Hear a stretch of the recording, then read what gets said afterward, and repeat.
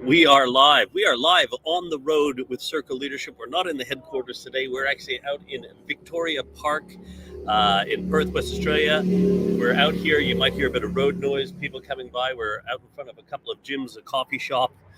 Had an early morning meeting with a couple of our solo entrepreneurs from our case study group here in Australia this morning, catching up with them. And while I was here, I thought, what a great place to jump on and do our live stream while we're on the road. So today we're talking about how do you know in your organization who are the people that you want to evolve, people that you want to train, people that need to be motivated, and people that may no longer want to be a part of the journey of your organization, and how do we help recruit them out? But when you and it's an interesting concept for people. We're going to talk about how to recruit people out in just a moment. But the whole premise is to be able to look at your team and assess who are the people that are in different places, so you know how best to work with them to help them become the best version of themselves, to do their life's best work while in your care and beyond. Remembering that is the definition of leadership for us. So helping other people become the best so they can do their best while in your care and beyond. Now in that, of course, you don't need a position or a title to demonstrate leadership, but also in that it says, I care about you as a human being first and employee second. And this is where we talk about recruiting people out. If people no longer want to be a part of your journey, and you've ascertained that, and they understand that they don't want to be a part of it anymore either, then you can go, okay, great. I recruited them in. How can I help recruit them out? Because I care about you as a human being, and I want to make sure that you, move on to something that is going to be, that's going to help you in your life or be a part of something you want to do. Just because you don't want to be part of this anymore doesn't make them a bad person. Please understand that. What I find often when working with organizations over the past 10, 20, 30 years is that if someone doesn't want to be a part of what you're doing, we also look at these people like they're bad people. There's nothing wrong with them as people. They just don't want to be a part of what we're doing anymore. And that's okay. How can I help you find what it is you'd like to be doing? Because I care about you as a human being first. So we're going to go through all that in this session. Sorry about a bit of the road noise here, but we're very close to the street. So what we're also going to look at is, actually, let's just jump straight to it. Let's get into the matrix. Let's do this. Okay, so one of the things we want to talk about is the willing and able matrix. Now, this is something that's been around for a very, very long time, but I'm going to share with you a way that we look at it and how we use it with our clients and our organizations and even for our own selves. So if you take a look at this here, let's get my marker over here. So when you look at the up one axis is the willingness and across the bottom is the ability. Now, when you look at somebody who's very willing, so they're highly motivated, very excited, very keen, obviously has the right attitude in your business, but they're lacking in ability.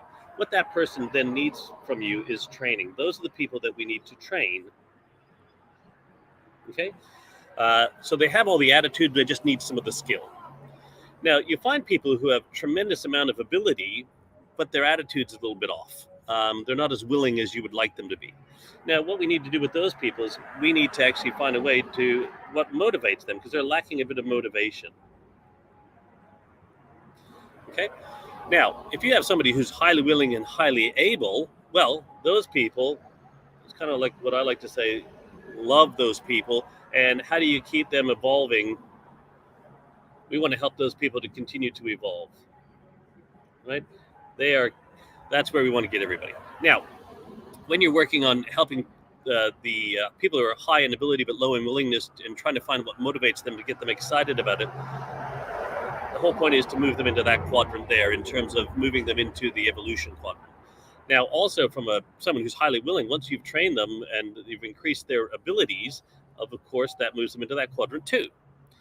Now, obviously, there's the one quadrant that's sitting there blank. And this is the not low willing, low ability, or not willing and not able. And in this one here, this is where we want to recruit them out. Now, please understand, in the recruit out quadrant here, before you try to recruit somebody out of your business, the first thing you should do is try to find a way, is it motivation, is it training, and see if you can move them up and into one of those quadrants first, and then move them across into the other one. If for some reason, though, you're not able to do, we must find a way to help recruit these people out. Now, please understand, I'll throw a caveat in here. there are HR rules and fair work and everything in different countries around the world that you need to be considerate of. I'm just going to share with you the philosophy behind recruiting people out. I'm not saying that you have to check with your HR professionals and people in there. What are the policies, procedures? What are the fair work practices that you must employ to make this work for you? But this is the philosophy behind recruiting people out. Okay, so make sure very clear on that. Because there's obviously certain conversations you can have, certain ones you can't have, and various other things. But from a philosophical point of view, if I brought you into this organization and it turns out that you no longer want to be a part of it, or where we're going is no longer where you'd like it to go, and you realize that there's something else you'd like to do, or we realize that the best thing we can do is help you find something else, then here's the philosophy behind this.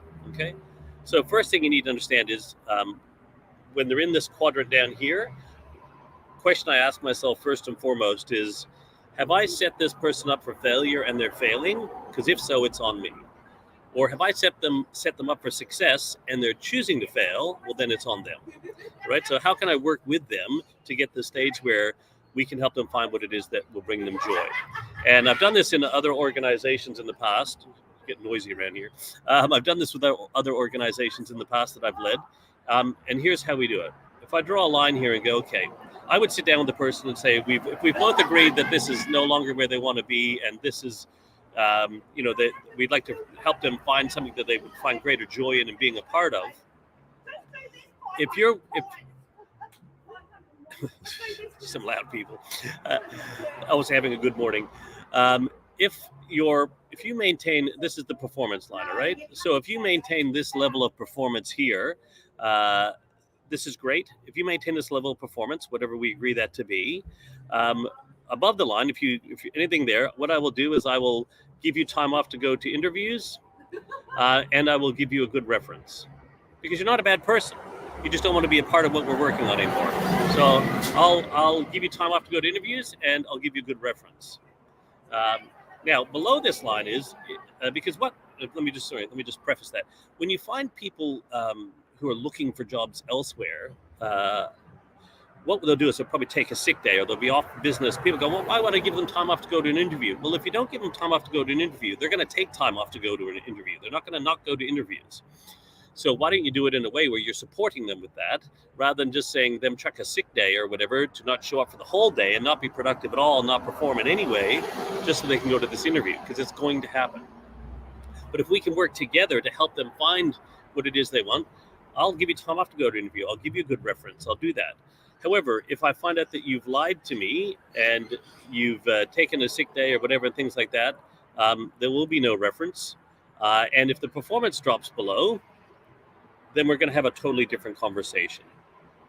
So if I'm going to help recruit you out, please understand, I'm willing to give you time off to go to interviews. I'm willing to give you a good reference because you did great work here. You just no longer want to be a part of or contribute to what we want to build. That's okay. Maintain a certain level of performance. That's all part of the deal. If I find that you've lied to me, or if the fact that performance drops below that while we're going through this process, we're going to have a different conversation in that space, because then it becomes a real performance issue with the organization, right? So the other day we talked about having performance leadership versus performance management. Performance leadership is all about how do we get people to move into a space where we can help them to evolve and stay relevant, right?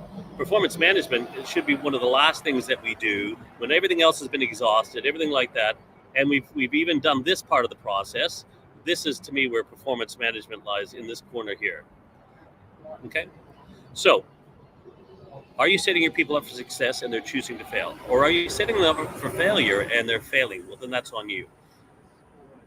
Who is highly able but low in willingness, right? Then you need to find a way to motivate them to have high level of desire and willingness to participate. It could be, how do we get them engaged? How do we bring them back into the fold? They have all the talent in the world, right? Because what can happen, especially in this quadrant here, is these people can become very toxic, and then they end up moving into that quadrant.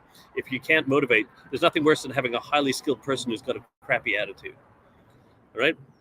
So we need to be very mindful of that. And our job then is to find every way we can to move them up into this place where they can all thrive and succeed, and they evolve and become the best version of themselves to do their life's best work while in your care and beyond. But failing that, then we need to find a process to help them find what it is that they would love to be doing, because it's clearly not here. right? Remember, we're here to treat people as human beings first. So be human about the way that you handle people in your organization, human about the way you move them up, and human about the way that you move them out, right? These are just people. They have goals, dreams, aspirations, hopes, and desires. All right. Let's not treat them as a resource. Many of you know me, my belief on human resources, that we should have resources for humans, not humans as a resource. Nobody wants to be an expendable commodity or a means to an end. And sometimes this is why we have very able people who are very low and willing, is sometimes we've set them up for failure by actually treating them like a resource. These are human beings. And let's help them that. And people might just surprise you. All right. So thank you guys for participating in that. If you'd like a copy of this template, we do have this as a template, the Willing and Able Matrix. And there's actually a really cool tool we have with this where you can actually, but what we challenge organizations to do is to start plotting out your people, who's in which quadrant right now. If you were to map out your people in your organization, where would you put people? And then you can go, okay, and there's an actually really cool tool in a spreadsheet where you can use and goes, well, how am I going to help these people? How am I going to help these people? How am I going to help these people? And what am I going to do with those people to keep them evolving? All right. So if you'd like that, just go #Willing and Able in the comments, and we'll make sure that we get you a copy of that. All right. Thanks very much, guys, for tuning into the live stream. We'll see you next week. I should be back in the studio. Apologize if there was a lot of road noise. I don't know what it sounded like at your end, but there's really noisy here. But hopefully that was of value to you, and look forward to catching you up at next week's live stream, gang.